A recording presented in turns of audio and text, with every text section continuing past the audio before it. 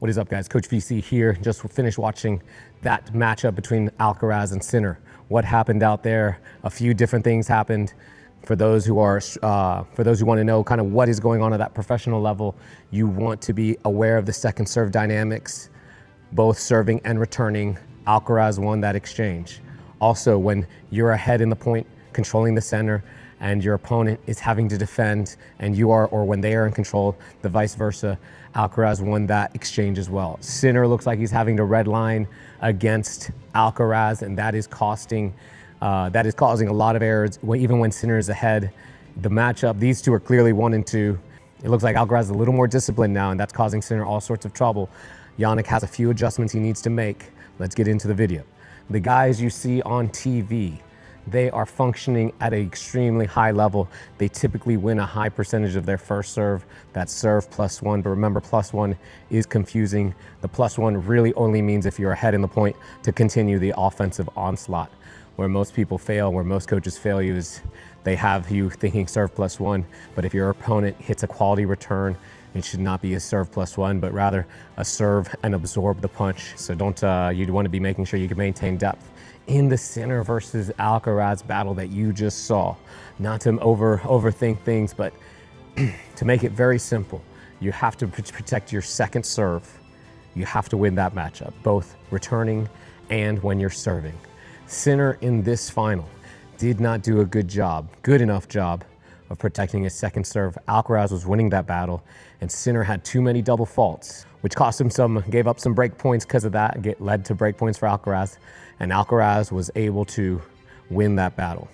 Sinner so going into, remember, when you're watching these pros, they're functioning, and even your normal matches, if you can win the second serve matchup, both returning and serving, that's two categories there.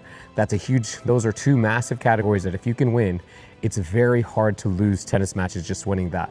The other component that happened out there was Sinner overplayed a lot of middle balls. So when he got control of the point, he was overplaying, overcooking. You could see, I might say, drop the tension a little bit on the racket there, on the string, Sinner, so your ball pierces through the court, because it looked like he was having to red line.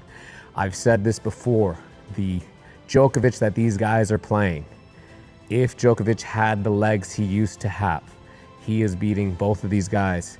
Alcaraz is able to do what Djokovic would do to others, and obviously Nadal as well. He forces you to red line, play at your limits, go for a little too much, lose some of the spin, and because of the athleticism. Alcaraz is the only man right now, the only player right now that can force Jannik to overhit. Jannik is very accurate. Sinner is very accurate with his ground strokes, but he feels against Alcaraz that he must do more, and that did not work for him today. And as you can see, those categories were in the favor of Alcaraz. Direct contrast from last year, it was Fritz who was losing that second serve return matchup. He was coming up too close to return Sinner's second serve, and he was not winning that exchange. Remember, a key component when you're in that second serve return dynamic, by winning the exchange, it means you can plant in and get on your front foot after that second serve or the second serve return. If you watch the match and you pay attention closely to that, you will see Sinner giving up short balls, letting Alcaraz get on the front foot right off the get-go, or not having enough purchase on the return. Sinner should have made the adjustment sooner. And I'm sure these are discussions that they have. He should have made the adjustment sooner to scoot back so he can mollywop the second serve of Alcaraz and then work his way into the court with the territory. Fritz made that adjustment too late last year for Sinner, and that really was one of the main differences. If he would have started off like that, I think Fritz could have won that first set. He didn't. Sinner kind of was able to get a lead, and Fritz was never able to get into it. So this is the direct opposite of what happened to Sinner last year. Sinner, I think, was surprised by the Alcaraz speed of second serve, and that cost him. So those are things that when you're watching these guys, that is the too long didn't read what happened out there. Alcaraz won the second serve point dynamic, both returning and serving.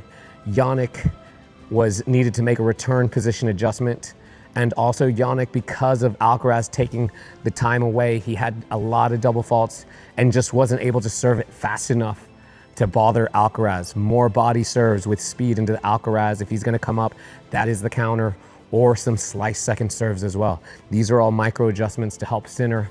If he was looking to make adjustments, those are things he needs to do to turn the tide a little bit against Alcaraz, though easier said than done, because Alcaraz is now looking very, very solid with his composure on the court, and he's not overplaying a lot of situations that he used to in the past. So remember, if you are not working your return, varying your return position, you're either going to want to be up to take the time away or scoot very far back so you can absolutely destroy and have plenty of time to mollywop the return. You should be practicing both dynamics. If you want me to check out your key rival and help you turn the tide, click the link down below. I can definitely do that for you. Coach VC is done.